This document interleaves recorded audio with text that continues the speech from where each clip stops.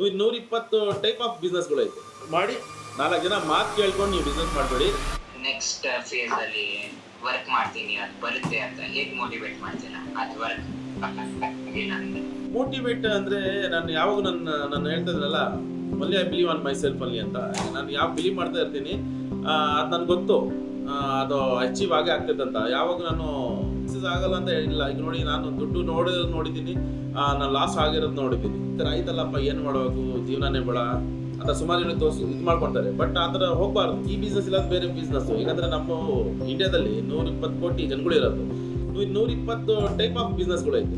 ಏನಾದ್ರು ಮಾಡಿ ನೀವು ಸಕ್ಸಸ್ ಆಗ್ತೀವಿ. ಟೆನ್ಷನ್ ತೊಗೊಬಾರ್ದು, ಯಾರು ಮೋಸ ಮಾಡಬೇಕಾಗಿಲ್ಲ. ಏನು ಮಾಡೋದು, 100 ಬಿಸ್ನೆಸ್ ಅಲ್ಲಿ 100 ಏನಾದ್ರು ಒಂದು ಬಿಸ್ನೆಸ್ ಮಾಡಿ ಸಕ್ಸಸ್ ಆಗ್ತೀವಿ. ಇನ್ಫೋಸಿಸ್ ಅವರು ನೋಡಿ, ಅವರು ಒಂದು ಕಡೆ ಅವ್ರು ಸಾಫ್ಟ್ವೇರ್ ಬೆಳೆಸ್ತಾ ಇದ್ರು, ಇವತ್ತು ಇಡೀ ವರ್ಲ್ಡ್ ಅವ್ರು ಸಾಫ್ಟ್ವೇರ್ ತೊಗೊಳ್ತಾ ಇದ್ದಾರೆ. ಆ ಥರ ಈಗ ನೋಡಿ, ಅಬ್ದುಲ್ ಕಲಾಂ ಇದಾರಲ್ಲ ಸೈಂಟಿಸ್ಟ್, ಅವರು ಯೋಚನೆ ಮಾಡಿರಲಿಲ್ಲ ಅಷ್ಟು ದೊಡ್ಡ ಸೈಂಟಿಸ್ಟ್ ಆಗ್ತಾರೆ ಅಂತ. ಬಟ್ ಅವ್ರು ಯಾವಾಗ ಅವ್ರ ಬಗ್ಗೆ ಅವರು ಬಿಲೀವ್ ಮಾಡ್ತಿದ್ರು. ಸುಮಾರು ಹಂಗೆ ಇದ್ದಾರೆ ನಮ್ಮ ಇಂಡಿಯಾದಲ್ಲಿ, ಸುಮಾರು ಬಿಸ್ನೆಸ್ ಮ್ಯಾನ್ಗಳು ಇದ್ದಾರೆ.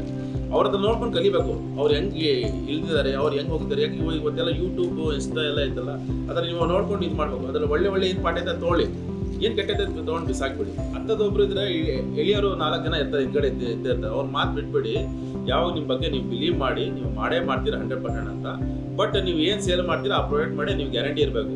ಯಾವಾಗ ನಿಮ್ಮ ಬಗ್ಗೆ ನೀವು ಬಿಲೀವ್ ಇಕ್ಕಿರಿ, ನಾನು ಹೋಗ್ಬಿಟ್ಟು ಎಲ್ಲ ಲಕ್ಷಾಂತರ ರೂಪಾಯಿ ಕೋಟಿ ರೂಪಾಯಿ ಹಾಕ್ಬಿಟ್ಟು ಲಾಸ್ ಆಗಿ ಅಂತ ನಾನು ಹೇಳ್ತಾ ಇಲ್ಲ.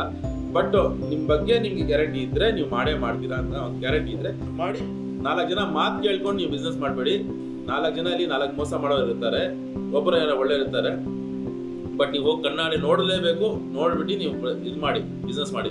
Without seeing anything you cannot do any business ಈ ಕಾಲದಲ್ಲಿ ಇವಾಗ ಸದ್ಯಕ್ಕೆ.